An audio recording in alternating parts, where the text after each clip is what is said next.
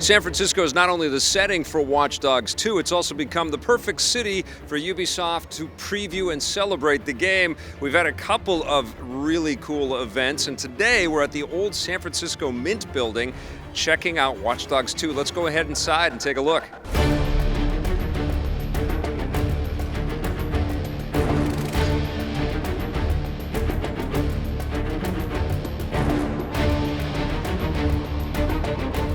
Ubisoft killed it with this environment. This is an amazing place to check this game out. Olivier Girard is the audio director of the game.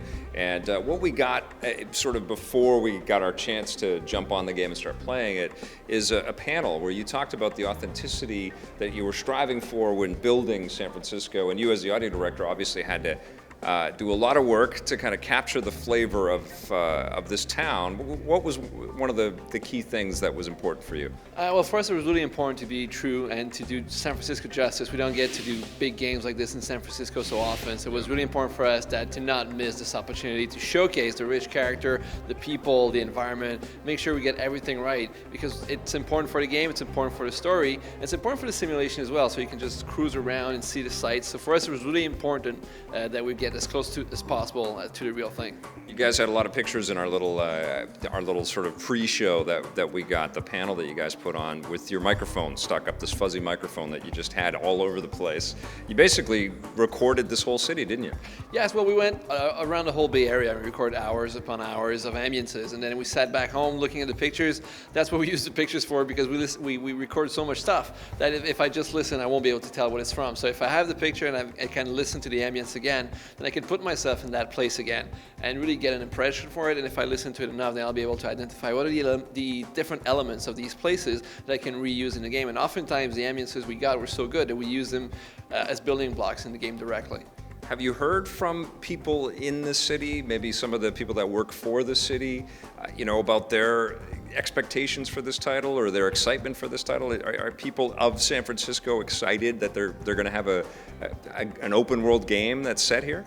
Well, we're certainly excited to be here, and as we were building the world on our side, for the other side, we had to record all the civilians for the game. So this city is populated by people, and our version of the city is populated by San Francisco people. We came all the way over here to record actors and actresses from San Francisco, from the Bay Area, so we could get the authentic flavor. And it's not just about getting a certain accent, a certain turn of phrase or anything. It's about getting these people's stories. And when we talked to them about the game we were building, we could show them a few things as the game was progressing. They were really excited to see the game come alive before them, and they were really thrilled to see that we were making this game about San Francisco, and we were also touching upon issues that are contemporary and are issues that people in San Francisco do care about. Does it help or hurt that all of the marketing for Watch Dogs 2 is based in San Francisco, and they're going to be very particular and give you feedback about what their city is really like?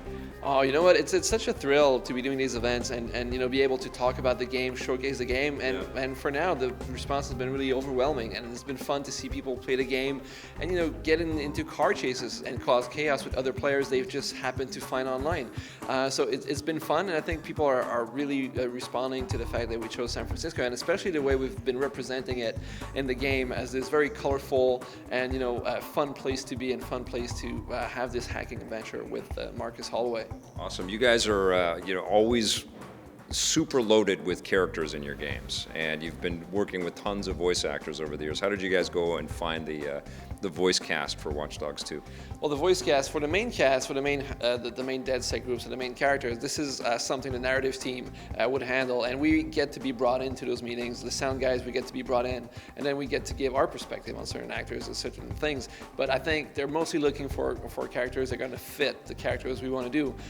On my side, I'm more involved in choosing the characters we need for the factions, for the civilians, for the police and all that, making sure we have the right voices that we need commanding and authoritative guys to be the police, and women that can do this rough kind of, being the authority and screaming at other people. So we need to be very careful when we pick these people, because some voice types will work better for civilians or for homeless people, or for, we keep that in mind all the time when we do the casting. But we lucked out because there's a wide palette and a wide variety of very talented people in the Bay Area we could work with. Wait, you want me to get you two coffee? No, he's a robot.